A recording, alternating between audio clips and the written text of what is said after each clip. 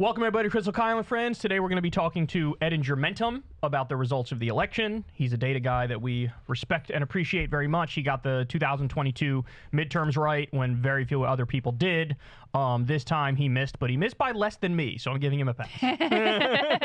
Yes, my barometer is if you miss by less than me, it's still totally fine. Yeah, no, and he's been having, interesting analysis of what went wrong and a lot to dig into there. So yeah, there's actually a lot to debate on that front, in my opinion. Yeah. Because, so there's like the leftist reaction to it, which is one thing, and then there's the liberal reaction, which is totally different.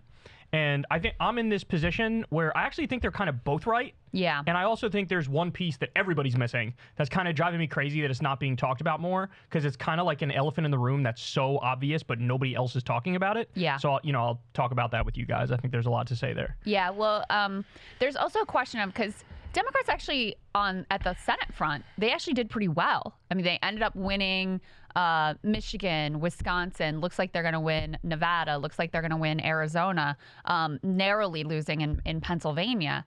And so some of the analysis of that is like, oh, well, Kamala underperformed. The other analysis of that, and I think that's partly true, but the other part of that is I think Trump overperforms. Like, he's uniquely, I think we have to grapple with this guy who was, a monster and a mess and once Hitler's generals and is a fascist, is also sort of uniquely compelling figure on the Republican side. And this makes no sense, which is why this is so crazy, but the Trump-like figures, the ones who are trying to copy him, still underperformed. Yeah, that's Trump right. massively overperformed. They still underperformed. Carrie Lake lost. Yeah. Right? Mm-hmm. I'm forgetting the name of the guy. What was it? Was it the one that has the face issue because he was at war, remember? Oh, is that the Nevada Senate candidate? Yes, it was Nevada. Rosen beat him. That one lost too. I don't remember his name either. Scott something. He actually did a little better than what the polls were indicating, but I was looking at the numbers and it was anywhere from +3 to +7 that Senate Democrats were running above Kamala. Even more, actually. Tester and if you consider Dan Osborne, the independent in Nebraska Democrat, they outperformed Kamala by 13 points. 13 points? Yeah. Holy shit. Ruben Gallego is a big overperformer as well, which I think he did run a good campaign. Actually, Chuck Rocha was very involved with his campaign. Yeah, he won. Gallego won. And he won, but he also was going against Carrie Lake, who is like a uniquely insanely bad candidate, but the most very Trumpy. Right. So, I mean, Jesus. but he is a uniquely charismatic, compelling political figure, and that's one of the things that you've been pointing out. And Sherrod Brown lost, but overperformed. Also Kamala overperformed. massively. I think he outperformed by maybe like 7 points, something like that. Jesus. So it's significant. Like that's hard to pull off. So. Yeah. So we're gonna break it all down, guys. It should be a really interesting conversation today. But before we get to that, let's start with. I didn't think it would literally be within the first day that you could turn around and say, "I told you so," but we're there already with Trump's foreign policy. Yeah. So true. So Dropside News already doing some fantastic reporting about how his administration is shaping up. And lo and behold, headline, Trump is eyeing Iran hawk Brian Hook as first foreign policy pick.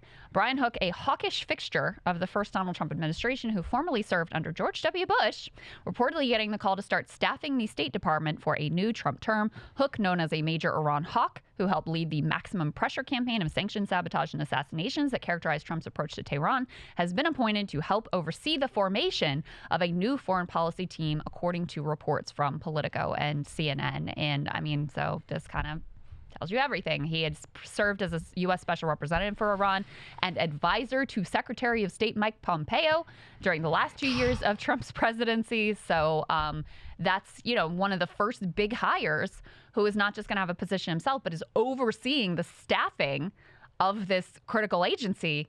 So, tells you everything you need to know about how anti-war the Trump administration is going to be. And with regard to Iran, there should be zero surprise here, because we all saw how hawkish he was versus Iran in the first administration.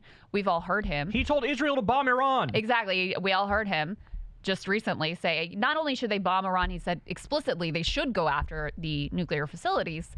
So, Bibi Netanyahu bet on Trump being victorious, and he's got his man now. And, we can almost certainly expect a hawkish escalation vis-a-vis Iran. So this drives me crazy because low information voters probably liked that Trump would very often, one of his common talking points would be, no new wars. I had no new wars. Right. We want peace. We don't want war. Right. He would go after Liz Cheney, who was campaigning for Kamala, and would say stuff like, she's a warmonger, right? I think low information voters like that, and they assumed, oh, I guess Trump would be anti-war. Right. The thing I'm more pissed off, Trump's going to lie. Trump always lies. That's what he does. The thing I'm pissed off about is the media really did not try to counteract that narrative and say, that is objectively incorrect. Here's his record. The only people who did that is like me and Mehdi Hassan. and you know, we're nothing in the grand scheme of things. We're a drop in the ocean of this media environment, right? So that drives me crazy. But also, look, the Democrats too. It's not like Kamala was like, actually, you're a liar and you're pro-war, and we're more anti-war. We pulled out of Afghanistan. We nearly stopped the drone war. You were way more hawkish than we were. She didn't try to counter it at all. No, and instead she said we're going to have the most lethal military, and she wanted to position herself as being the more sort of like strong militaristic leader.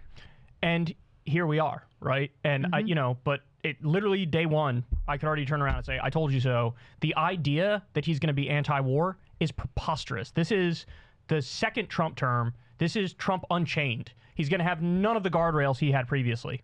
And look, in some respects, maybe that'll make him be more unpredictable on foreign policy and do some things differently. But usually what we see is when he doesn't listen to the guardrails, then you will get stuff like invoking the Insurrection Act or declaring martial law or shooting protesters in the leg or disregarding all the checks and balances. And I think we are very likely. Guys, remember, when you vote for somebody, it's not just that person. You're voting for an entire apparatus. And the apparatus that's going hand in hand with Trump, it's all Heritage Foundation goons and right-wing think tanks. And Heritage Foundation goons and right-wing think tanks, sorry to spoil the party, they are not paleo-conservatives. They are neoconservatives. They're all for cutting taxes for big business and wealthy people. They're all for deregulation, and they're all for more war. And again, we're about to find out that the hard way. We already found it out. This guy should be nowhere near any position of power. This is like when Trump went in there first. He said anti-war stuff in 2016, too, on the campaign trail. Then he had John Bolton and Mike Pompeo and Gina Haspel. This time he was parading around the country with fucking Tom Cotton and Lindsey Graham. And he says Mike Pompeo, he's going to bring him back in the administration. Like, what are we doing? It's also important to understand. So, like, J.D. Vance and, you know, sometimes Trump, depending on the day, you know, really signal opposition to, like, continuing to fund the Ukraine war. And, you know, that's been part of how they, and obviously RFK Jr. really opposing funding and our involvement in the Ukraine war. That's been part of what they've used to frame themselves as anti-war. But the flip side of that is that that coalition, the J.D. Vance, the Elbridge Colby is another influential person who's been talked about for an administration position. Their view is not anti-war. It's that we shouldn't be focusing and using our weapons in Ukraine because we need to have those weapons for a war with China over Taiwan. So and they want to fund Israel, too. Their thing is not, I'm not hawkish and I'm anti-war. It's we're involved in the wrong war. And the real war that we should be preparing for and, you know, basically like ready to go with is vis-a-vis China. So, yeah, I mean, obviously we had no illusions about any of this. There's one other thing I wanted to mention to you, Kyle. I don't know if you saw this or not. Axios had an article about how, you know, last administration, Trump had Mattis, he had Milley, he had John Kelly. We all know how those men felt about him after serving with him. They all basically were like, he's an authoritarian fascist. This time around, he doesn't want former generals on the national security team. He wants businessmen and CEOs. And I sort of think this goes hand in glove with the reporting from from John Kelly that he said, oh, I want generals that are like Hitler, you know, that are just loyal, that just serve me. And also go with his authoritarian instincts as a CEO himself, where it's like, no, I don't want a democratic process and checks and balances. I want to be, just like I am the dictator of my business, I want to be the dictator in this position as well. So it makes sense to me that that's the direction he's going in for this second term, where he doesn't want anyone who's going to tell him no on anything, whether that, whether that direction is moral, lawless, constitutional, et cetera. Yeah, I mean, he wants loyalists. It's that simple.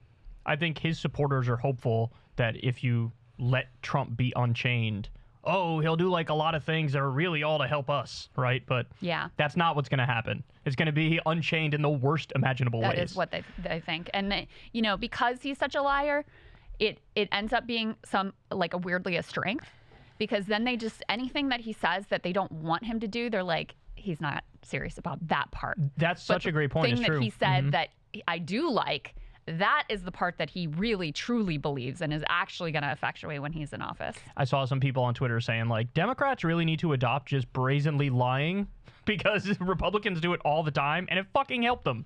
It fucking worked. With Trump.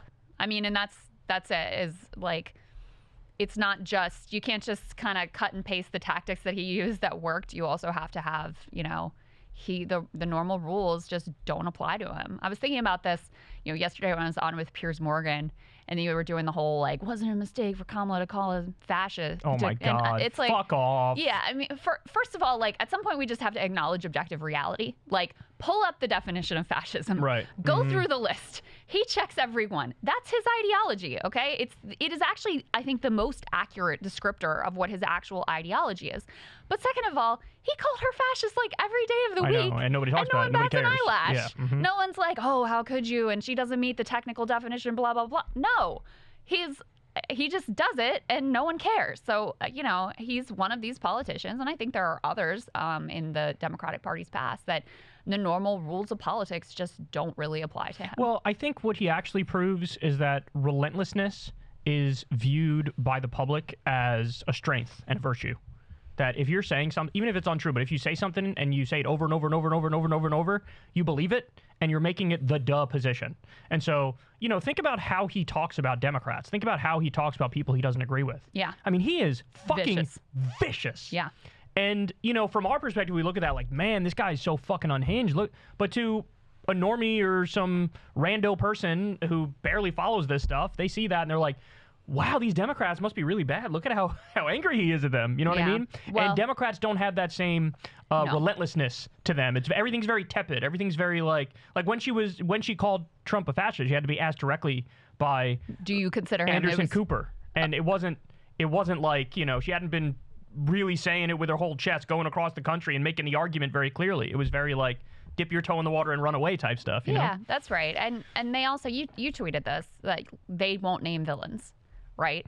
Yeah, there's no narrative. We'll get into this with Ed and Germain, but Democrats don't have a narrative. Trump has a narrative. Like, it's wrong and it's bad and it's evil and it's immoral, in my opinion. His approach of scapegoating immigrants.